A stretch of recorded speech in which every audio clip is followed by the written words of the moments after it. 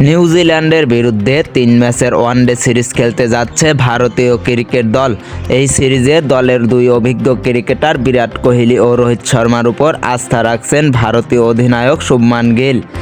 সিরিজের প্রথম ম্যাচের আগে সংবাদ সম্মেলনে গিল বলেন, ওয়ানডে ক্রিকেটে রোহিত ও কোহলির অভিজ্ঞতা দলের জন্য অমূল্য।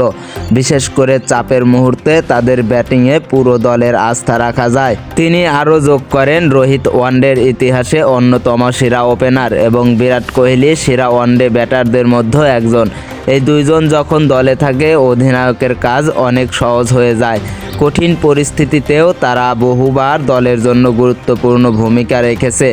আন্তর্জাতিক টেস্ট ক্রিকেট থেকে সরে আসার পরও ওয়ানডেতে রোহিত ও কোহলির চমৎকার ফর্মে রয়েছেন। গত বছর থেকে রোহিতের গড় রান 69.6 এবং কোহলির প্রতি ইনিংসের গড় 94। সংবাদ সম্মেলনে গিল টি-20 বিশ্বকাপ স্কোয়াডে না থাকা নিয়েও মন্তব্য করেন। তিনি নির্বাচকদের সিদ্ধান্তকে সম্মান জানিয়ে বলেন, একজন খেলোয়াড় হিসেবে আশা থাকে বিশ্বকাপে গিয়ে দলের জন্য কিছু করতে পারবো, তবে নির্বাচকদের সিদ্ধান্তকে আমি সম্মান করি। টি-20 দলকে শুভকামনা জানাই এবং আশা করি তারা বিশ্বকাপ জিতবে। চোট কাটিয়ে দলে ফেরার বিষয়েও গিল কথা বলেন। অধিনায়ক হওয়ার পর ইনজুরির কারণে মাঠের বাইরে থাকা তার জন্য মানসিকভাবে কঠিন ছিল।